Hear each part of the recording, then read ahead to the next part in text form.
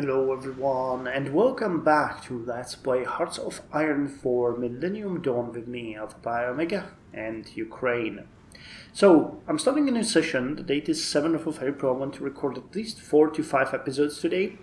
But before we start, I wanted to speak about two topics that have caught my eye recently and that are something that's worth mentioning here.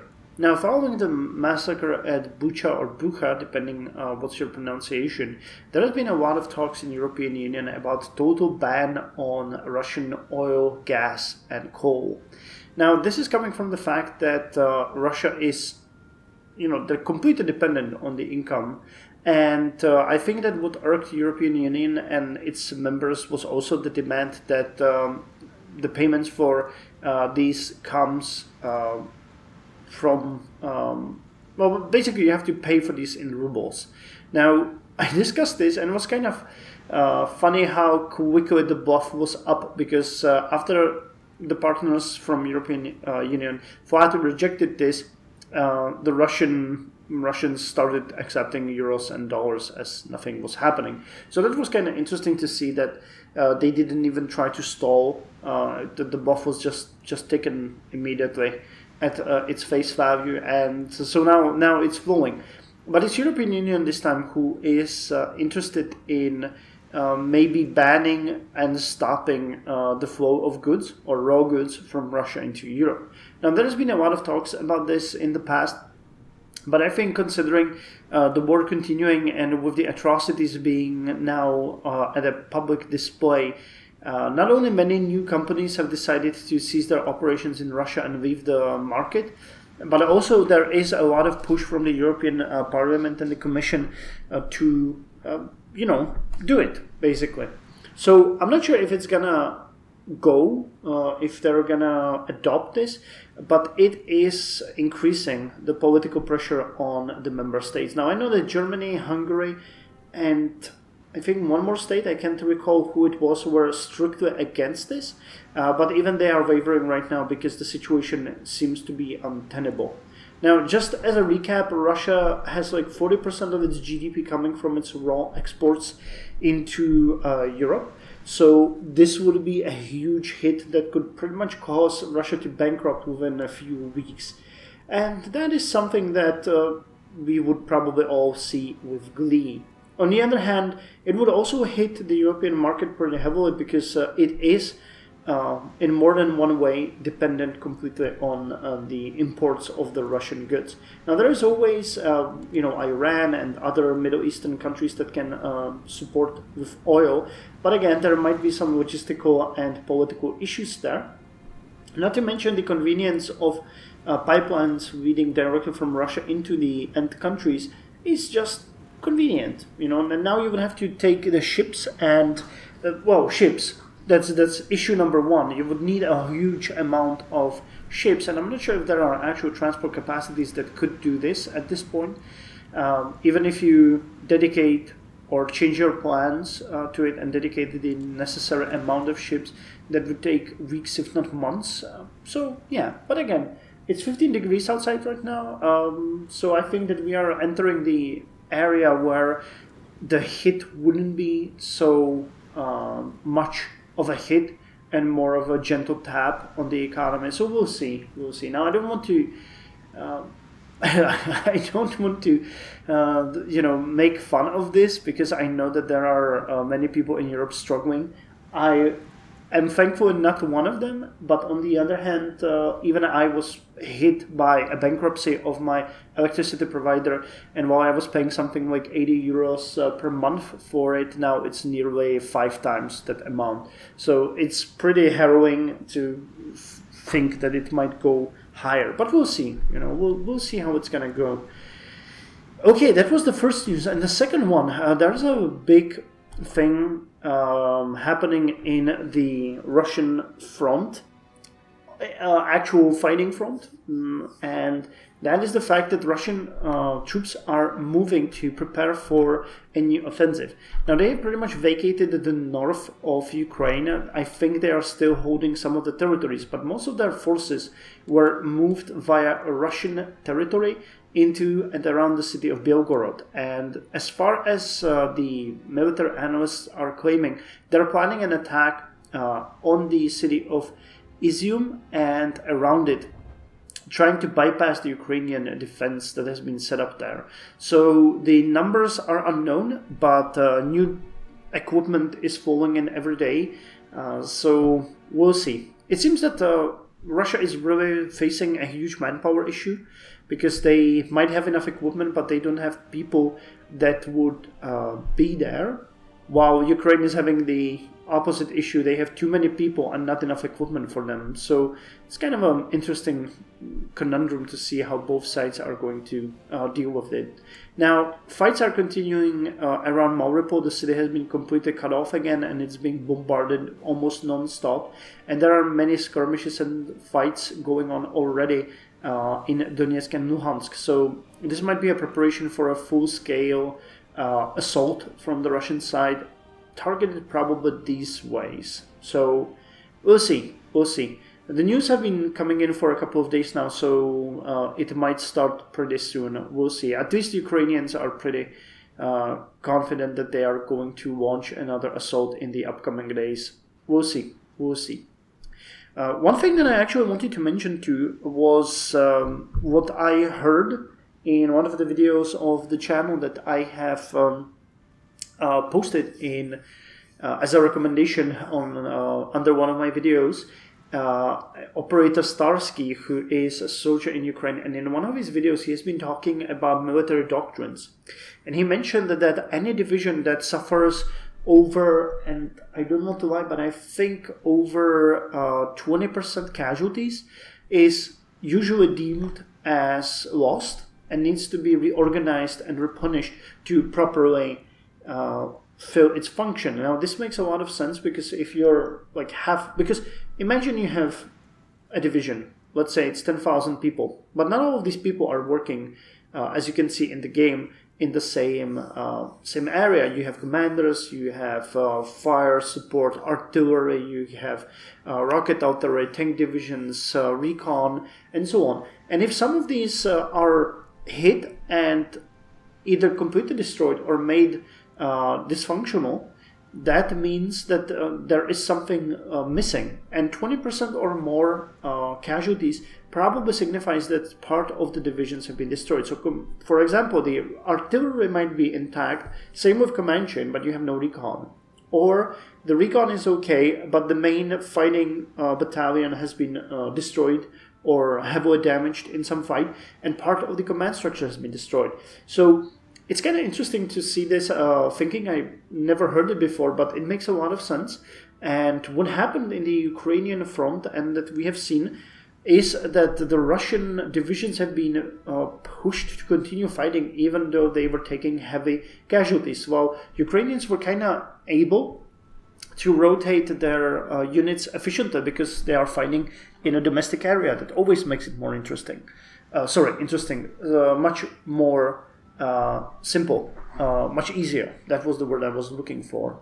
So while Ukrainians have been, and I saw news about this long time ago, that Ukraine has been able to rotate their units efficiently, the first wave assault divisions from Russia had continued fighting even though they were on the front for 14 days or longer, which is insane considering that they had lack of sleep, food, and everything. So usually you try to rotate your divisions if you have the ability. The game is not exactly a good representation of that, but you would usually rotate your units. Some would be on the front, some would be behind, and some would be in reserve, and you would keep this going so that the units in the front are have as little fatigue as possible, which I think Russia is failing at, or so the military analysts say, because I haven't really been there asking them about it, but it seems that way from a number of occasions. Okay, so that's all that I wanted to say regarding this topic. And now it's time to play. Now it's time to play. You guys actually had a number of suggestions and recommendations, so I wanted to address them at this point. So first thing, you guys recommend that I take the continuous focus, but the thing is that there really isn't anything that I would really like. Now the only one that I would actually consider is the air production, because it lowers the production cost of most airplanes by 10%. But other than that, I investigated construction engineering. That doesn't help us with factories. Army training, yeah, that doesn't really bother us. Resistance suppression, we don't need. Construction repair, we don't need. And technology sharing and suppressed subjects are off. So air production would be the only one that I would actually like. But considering that we are dedicating only, 2 factories to it? At this point, 2 factories. The bonus from that is too low for me to consider it. Meaning that if we get that extra point of you get a malus of 1 daily political power. That's what you pay for the national focuses. So instead of 3.32, we would getting 2.32, and I don't think it's just worth it, quite honestly. That's why I'm not doing that, and that's why I'm not going to do that even now. Now, if we manage to dedicate, say, 15 factories out of the 30 that we have, wow, we already have 30, nice, into the production of our air equipment, then it would make much sense, because, then the 10% would be amazing. But yeah, at this point, it does not fly. At this point, it doesn't bring us anything. Okay, second point that I marked down here was regarding our police force. Now, let's check, where is the police force? Here it is. We have high police and intelligence funding, and that was a recommendation that we take it down. Now, the reason why I didn't consider it is that it would give us like 0.150 billion, which is really not that big. And what does it do? So the current setting lowers foreign subversive activities, okay? It gives us extra encryption and decryption, extra stability, extra ideology-driven defense, planning speed, and daily command power gain. So the one below it would remove the encryption bonus. It would have our stability bonus. It would remove the bonus to ideology-driven defense completely, and it would drop the defense against subversive activities by 20%. So yeah, I'm pretty sure that we are in a pretty good spot. I would be more inclined to increase our spending on police, but we don't really need the stability bonus. We don't really need the ideology drift defense, because I don't think anyone is really doing much. We're at 51% liberal, which I'm happy with. Planning speed and daily command power, yeah, we don't really need that, because we are having problems with the current max, not the actual gain. So this would be a good way how to boost stability, but yeah, we don't really need it.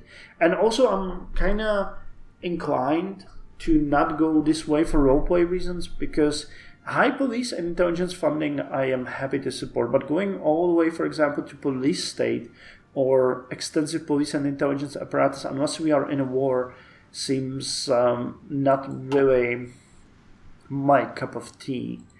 Now, what we might want to go with instead would be the warfare payments, but they are one of the most expensive things in the game. As you know, let's say that it reflects reality pretty well. But in this case, we just can't afford it with the current income. So I'm not gonna deal with that. Okay, so that was one thing. There was also a confusion regarding me understanding certain things, so I want to spend a bit of time about that. Now, there is a thing here where you have production efficiency. Oh, we went above 100. So you can go above 100. When did that happen? Didn't we finish a technology and it didn't do anything to us? Okay, so we're gonna go with this one next to see if we can further increase the production efficiency cap. Now, again, what I was trying to say is that each production has efficiency cap, current efficiency, efficiency base, and efficiency growth. Now, I understand the difference between this. Just to recap, if you know, you might not have that memorized. The maximum efficiency is represented by the efficiency cap. That is as high as your factories can go. So for us right now, it's 105.1%. The production efficiency is the current level of that, which decreases every time you add additional factories or change production. So, for example, with our main battle tanks, the Oplots, we have a 105.1% efficiency cap, but our current efficiency is 60%. Now, there's also something called efficiency base, which is basically where you start. So, if you have 0 base, your factories, every time you would change the production, would drop to 0 and then build from there using the daily growth, which here you can see is for us nearly 0.2%. Actually, it's 0.192%. So I understand this, and I think I might have mumbled something into the microphone some time ago that seemed like I don't understand. I'm well aware of this, but I don't usually prioritize the growth and base that much. I focus on height, and I found that we were maxed out, honestly. So, for example, the 5% production efficiency growth here, I don't consider that big of a boost. The efficiency cap and the output, on the other hand, is what I go for. Now, the reason for this is simple. You shouldn't really change your production so often that you lay heavily on the base and growth of efficiency. Now, it's great if your economy is able to support that, but instead I like it when it just, when it goes to the max and then stays there and you don't do anything with that. Okay, so I think that's all that I wanted to say here. Let's unpause the game. I'm wondering if someone mentioned something else. Oh, there was a question if Germany is now controlled. Nope, they have an SPD Western outlook. Someone asked if Germany was nationalist now. It's not. It has a Western outlook. So that's good for us. And I was wondering if there was something... okay, another question that I thought about and then forgot was, what can we do with Australia? They have a lot of technology medals. There really isn't much that we can do with them. I think that our trade opinion is pretty good. Can I see us somewhere? The list is so long. Trade influence. Well, I could go ahead and try to talk with... Wait, I have to do it manually. There is a number of factors that make your trade value go up and down. We could ask for a trade agreement. That is one thing that is really helping with that, though their opinion of us is pretty negative. Why? Base reluctance, government type reluctance. Oh, they are nationalist. Ha ha ha, okay. Pauline Hanson. Wow, One Nation.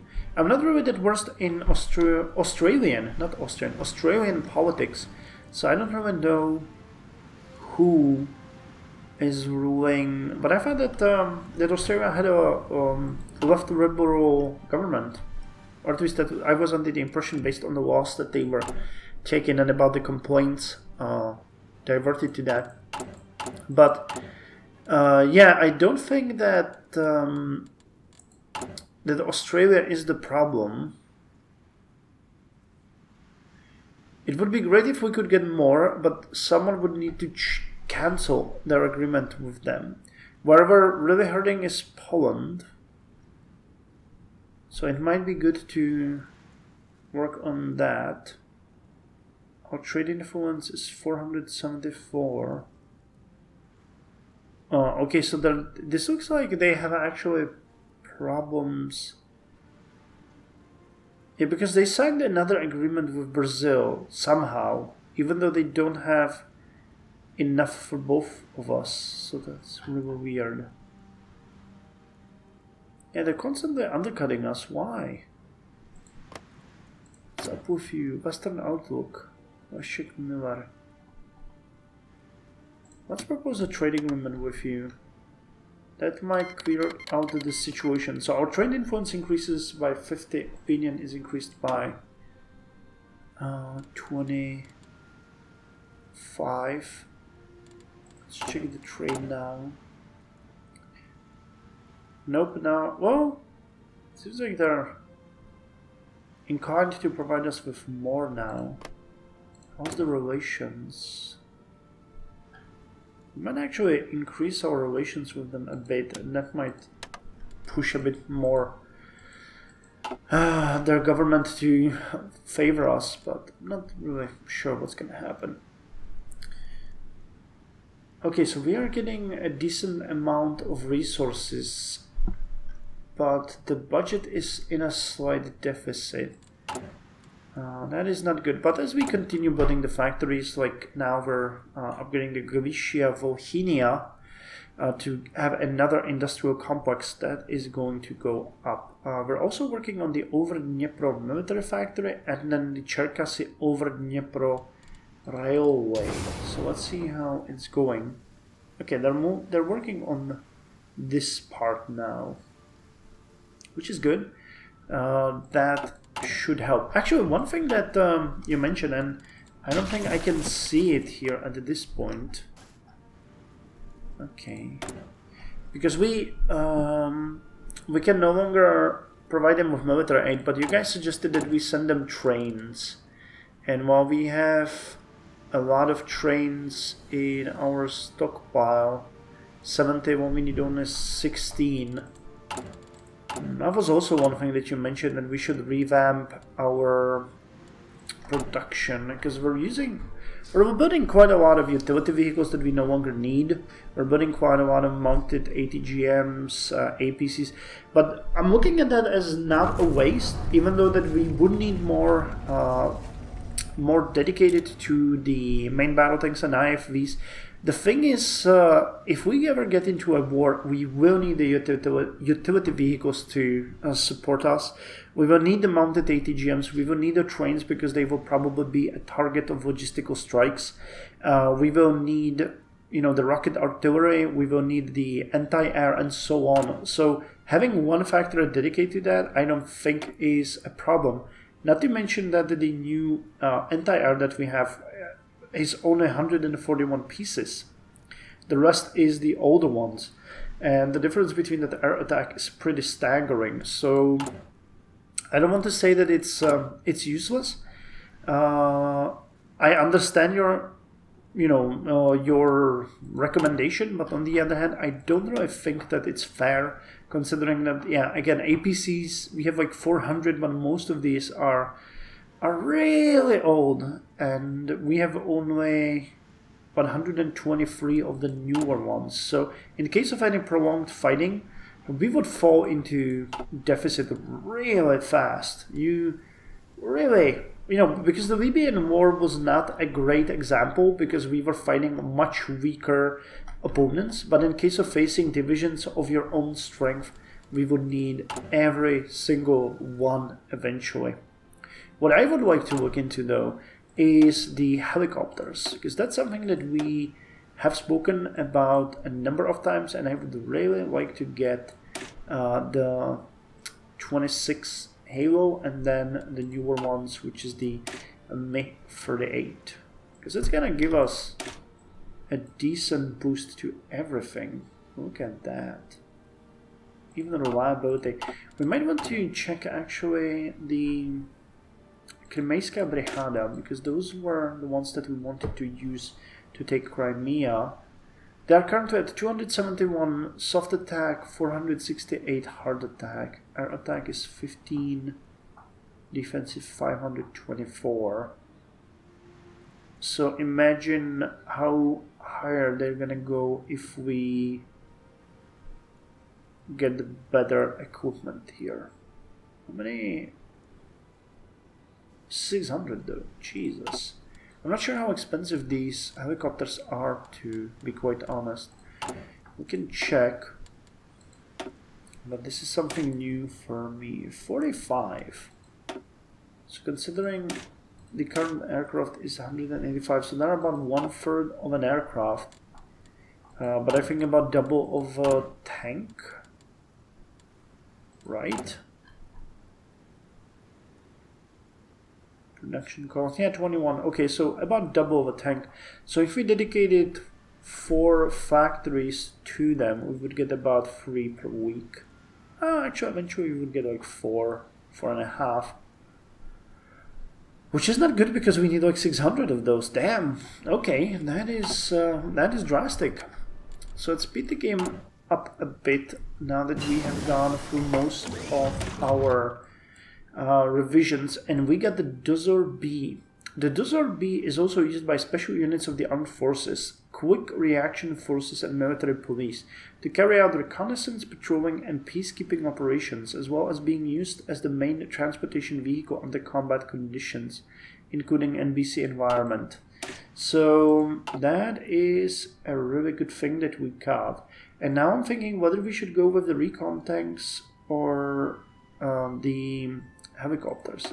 Now, for now, that discussion is not really that important because we are gonna go with humanoid robots to get the extra production cap, efficiency growth, and military output. But the advanced AI, yeah, that's a research speed and production efficiency growth bonus here, is going to be switched to one of those unless we find something better. More advanced AI that can register and quickly adapt to situations can make all the differences. Well, that is true. And you would give us an additional production efficiency cap and research speed. Deep learning. Well, that is really expensive though.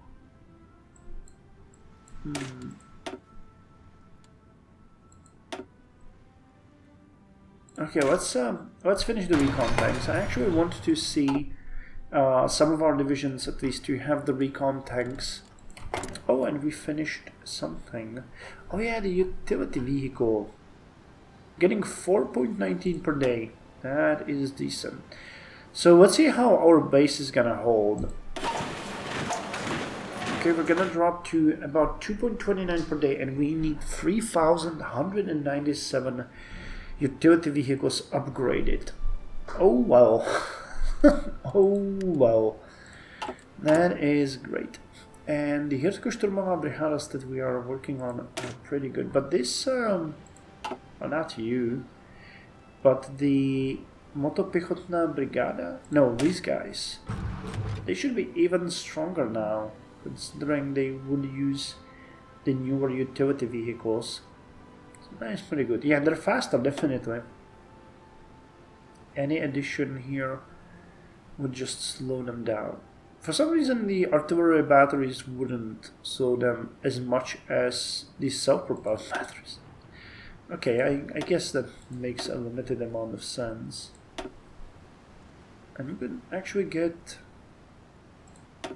an additional unit here. Motorized recon.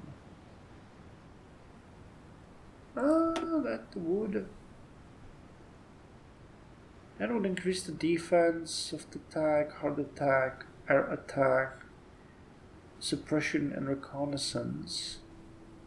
So if we switch this to the infantry, that gives us okay, big boost to defense and breakthrough. Actually, big boost to defense, not that much to breakthrough. But a small boost to soft attack, hard attack, and breakthrough, and a bit to piercing, but it would remove any bonus to reconnaissance. Let's get one more recon. Actually, can I put you here just to make it nicer looking? Yeah, I can.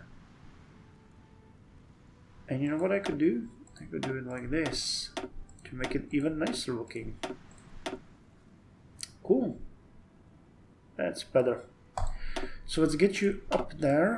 that's gonna mean you will take a bit more manpower. We're slowly reaching 500,000 in the field. After these guys are deployed, we are going to look at what we can get next.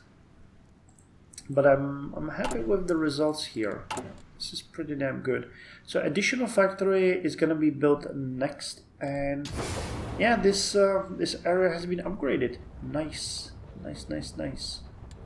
So you now have 20 in supply. These guys actually have almost no supply left. It's interesting. We have 78 here, so it would make sense to actually increase this again. So let's put that up there, because this is one of the least well-developed areas. And we even have some areas that are nearly red. Okay, so that will need to be prioritized. So let's put this up there, this up there, this up there. Okay, that should increase it. I'm not sure if but the fall off should be no matter the railway here, so that should be fine. Okay, but our economy is getting better. We just finished the factory, so our main battle tanks now have 5 factories dedicated to them, and that means we get 1.18 per day. And as their production efficiency is going to increase continuously, we might even get to 2 per day, which is pretty damn nice. The outputs will be really good, but considering we need 2013 of those, I am not entirely sure how well that's gonna fly, because Jesus, I don't even know if any one of you is getting those. T-84s. Oh, we checked them before. We had some divisions that got them, but holy hell. That was really, really painful to get. Actually, oh, you are in short supply, really? Where are you? Okay, you are in Kherson, all of you. Because you do not have... Well, you got the... No, that's a mechanism in a brigada. Why the hell is then this area not able to supply you? Is there no hub? Yeah, the supply hub is in Pervomaisk. But I think we might be upgrading this area as well, right? No, actually just ignoring this entire area. No, we are not. Okay, it's scheduled. It's scheduled there. Is here, so that will help with this. But Jesus, we definitely need more supplies in here. Especially once we take Crimea, it's going to be a bit difficult to keep everyone in supply. Okay, I think that's enough for this first episode. I'm gonna go make myself some coffee and continue. Oh, and now we're getting money back because we probably lost... Probably. It seems that way. The leasing of the... Yep, okay, so we're not getting any... Or are we? Yeah, no, we're not. Okay, but that might allow us also to run a pro-Western propaganda campaign, because we are at 52%. We're, you know, increasing this. The daily change is good, so that makes us happy. And yeah, we are taking it probably on account of nationalists, which makes me real happy. Okay, so thank you very much for joining me. I'll see you in the next episode. And I'm really wondering where we are going to intervene next, because it's going to be interesting to see. So, see you next time.